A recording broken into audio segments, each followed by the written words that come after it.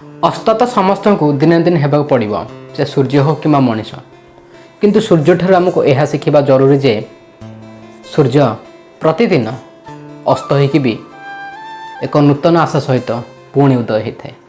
Yes, धैर्य गोटे जिनस बहुत बड़ जिनस जोटा कि मनीष भितर देखा मिले ना समस्त क्षेत्र में जहाँ भितर धैर्य रही ना से निश्चिंत रूप से आगू बढ़ी। धैर्य हरंतु नहीं, मन रखु धीर पानी पत्थर काटे। व्यस्त हो पड़े केमी हम जो मैंने भी जीवन में सफल होती से भितर धैर्य नामक क्वालिटी निश्चिंत देखा जाए। तेणुक तरबर हेले तो किसी हेनी, व्यस्त हो पड़े भी कौन हम। आप आज कम स्टार्ट कले कौन जिन नुआ स्टार्ट कले आपड़ से जल्दी सक्सेस हो राताराति सेमती तो केवे हेनी।